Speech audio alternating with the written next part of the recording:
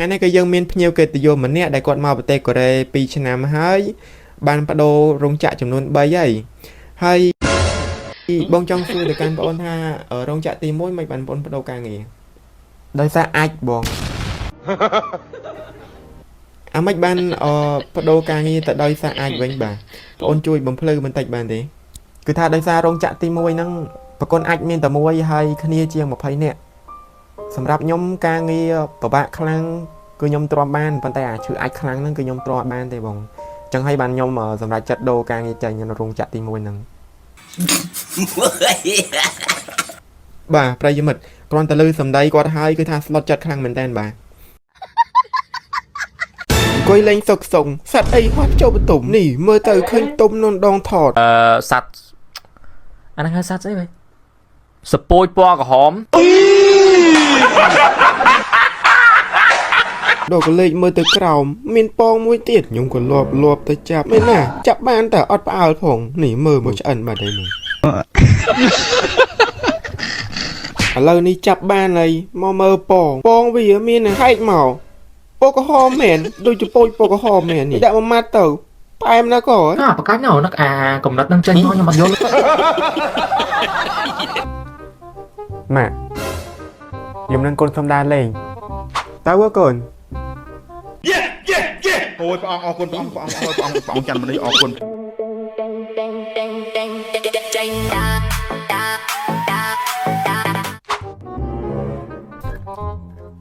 អោណានឹងជួយធ្វើការងារផ្ទះហ្នឹងហើយកូនមិនដើរលេងទេខ្លាចគេវាយបានម៉ាក់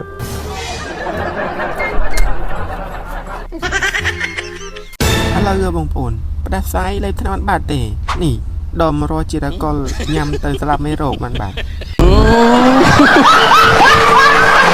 នឹកទៅឌីឃ្លានជ័យជាតិតែតែកលេចទៅឃើញជ័យឃើញម្សៅអញ្ចឹងក៏សម្រេចចិត្តធ្វើដលងជៀនញ៉ាំបដ ாய் ទៅអាម៉េចទេហើយយើងយកដលងចិត្តឲ្យស្អាតមកបន្ទាប់មកយើងយកម្សៅមកលាយហើយយើងដាក់ស្ករដាក់អំបិលបន្តិចទៅបន្ទាប់មកយើងដាក់ពងមាន់មកគ្រាប់ទៀតទៅឲ្យម្សៅវាមើលទៅឃើញពណ៌ស្អាតដែរបងប្អូនហើយបន្ទាប់មកយើងដាក់ទឹកលាយបន្តិចទៅប៉ុន្តែយើងដាក់មិនល្មមកុំឲ្យរាវពេកកុំឲ្យខាប់ពេកបន្ទាប់មកយើងកូរវាឲ្យសព្វឲ្យវាលាយចូលគ្នាអញ្ចឹងមកហើយជាការស្រេចហើយឥឡូវនេះគឺយើងដាក់ខ្លាញ់លើខ្ទះឲ្យក្តៅមកបន្ទាប់មកយើងយកអាដលងដែលយើងចិតហើយចំណិតហ្នឹងយកមកលាយជាមួយម្សៅឲ្យសព្វហើយដាក់ចៀនទៅយើងមើលប្រែវាមិនល្មមមកឆ្អិនដែលយើងញ៉ាំបានហើយយើងដួសដាក់ចានរបស់យើងមកយើងអាចញ៉ាំបានហើយទោះថាមួយរយៈនេះបាត់មុខទៅណាត់ឃើញធ្វើវីដេអូដោយសារតែការងាររវល់ពេលបងប្អូនធ្វើពីច័ន្ទដល់អាទិត្យអញ្ចឹងទៅអត់មានពេលកាត់វីដេអូហើយការងាររបស់ខ្ញុំធ្វើខាងกระดาษអញ្ចឹងបងប្អូនពេលខែល្ងាចអញ្ចឹងសបោអ្នកផ្ដាសាយការងាររវល់មិនបាច់និយាយទេហើយភាគច្រើនខ្ញុំធ្វើกระดาษប្រភេទប្រអប់អញ្ចឹងបងប្អូនហើយឈ្មោះវាគឺ tissue ហើយយើងធ្វើការច្រើនម៉ោងហត់អញ្ចឹងបងប្អូនផ្លែឈើឆ្ងាញ់ចេកអីហ្នឹងទិញហូបទៅកុំរិះពេក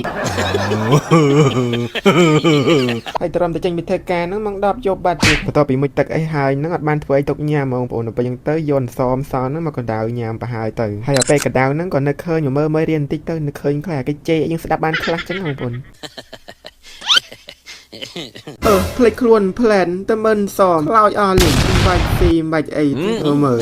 ខ្មៅញួយម៉ែហ្នឹងហុយសែងពេញទាំងចង់ឆ្លក់ហើយមកពីធ្វើការវិញមើលអង្គអ៊ីញ៉ាឡោះបាត់តែអត់មានអីស៊ីទេបងប្អូនមានតែបកមួយចាននេះចង់គៀងអាពេលចឹង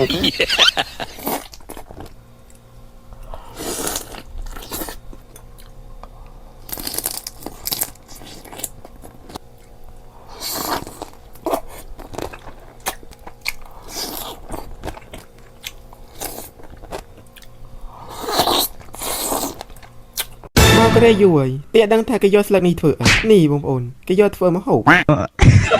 កហូបមកមុខនេះមានឈ្មោះថាញោមលើក្រៅតែបានញ៉ាំហើយបំទៅឋានលើឋានក្រៅហើយនេះមកមុខទៀតមានឈ្មោះថាត្រីឯកាព្រោះគ្មានណាហ៊ានភ្លក់ទេហ៊ានតែភ្លក់ត្រង់ជើងឥឡូវនេះតែអ្វីដែលវាតែលុយបានទៀតតែលុយហ្នឹងយកទៅទិញអាមកហូបពីមុខមិញហ្នឹងអាម៉េចទេ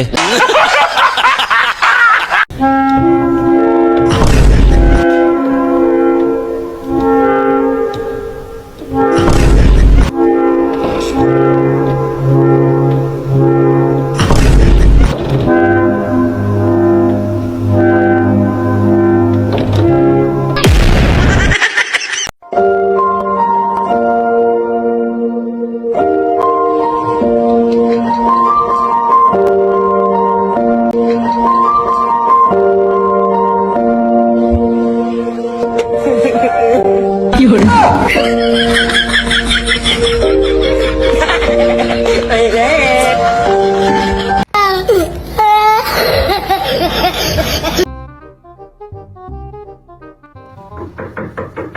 ាណាគេមករកអីទាំងយប់ហ្នឹងវិញ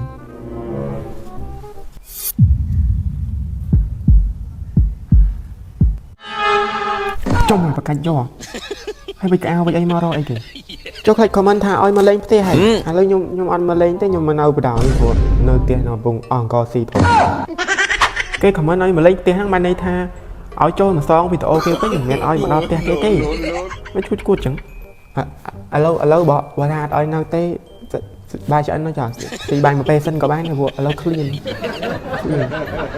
អត់មានទេទៅវាឆាប់ទៅធាក់ប្រកាច់ហ្នឹងហើយ